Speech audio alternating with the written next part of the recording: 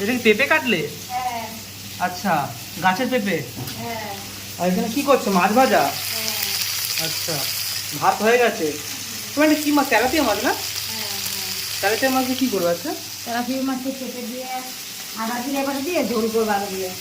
আচ্ছা, তেলাপিয়া মাছ আর আদা জিরে বাটা দিয়ে ঝোল হবে। তো বন্ধুরা, আজকে খাবার হচ্ছে তেলাপিয়া মাছ আর আদা জিরে বাটা দিয়ে, পেঁপে দিয়ে। এই যে পেঁপে, মা আলু দেবে না? হ্যাঁ, আলু দেবো একটু। আচ্ছা, আলু দেবে। এই যে আলু কাটছো। আচ্ছা, আলু পেঁপে দিয়ে আদা জিরে বাটা দিয়ে পাতলা ঝোল। পাতলা ঝোল, তাই তো?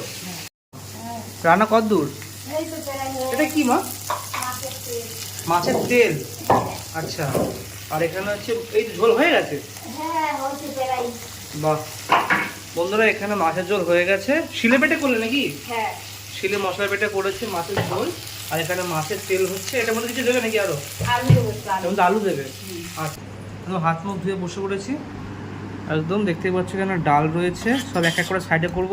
এখানে এই পেঁপে দিয়ে আলু দিয়ে মাছের তরকারি আদা জিরে বাটা দিয়ে, এটাও সাইডে রাখবো। আর এখানে সেই মাছের তেল দিয়ে আর আলু দিয়ে ভাজা হয়েছে। বাহ, দেখতেও কিন্তু খুব সুন্দর লাগছে বন্ধুরা। তো এটা দিয়ে একটু খাওয়া যাক প্রথমে। এরকম করে ভালো করে মাখিয়ে নিয়ে ভাতটাকে, ওহো, গরম গরম ভাত আর মাছের তেল, আলাদাই কম্বিনেশন।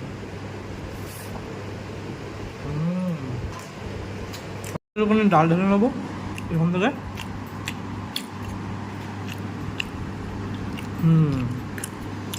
আর একটু ডাল দিয়ে এখানে যে ভাজাটা রয়েছে, ভাজাটা দিয়ে ভরে এভাবে নিয়ে ঠিক এইভাবে খেতে হবে। ডাল যেন আরও বেশ ভালো লাগে। আলু ভাজা আর এটা ডাল দিয়ে খাওয়াটা হয়ে গেছে। এবার এই যে মাছের তরকারিটা বন্ধুরা, এই মাছের তরকারি পুরো ঢেলে নেবো একদম থালার মধ্যে। ওহো, একদম জ্যান্ত মাছ। জ্যান্ত মাছ এরকম মা ভেজে আর পাতলা আদা জিরে বাটা দিয়ে আর পেঁপে দিয়ে আলু দিয়ে তরকারি করেছে। এই যে পেঁপেটা এরকম ছটকে নেবো, আর এই যে আলুটা এরকম নিয়ে নেবো, ভাতের সাথে মেখে নেবো। আর এখানে একটু মাছ নিয়ে নেবো। দেখতে পাচ্ছ কত সুন্দর ফ্রেশ মাছ বন্ধুরা, কত সুন্দর একদম।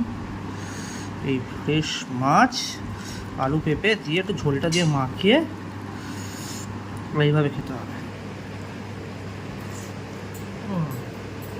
মা হেঁপে হয়ে যাবে, হেঁপে হয়ে যাবে। সিম্পল ঝোল এত সুন্দর হতে পারে। তো কারা কারা এরকম আদা জিরে বাটা দিয়ে ঝোল খাওয়া মাঝে মধ্যে অবশ্যই কমেন্ট করে জানিও। তো এখনকার জন্য টাটা।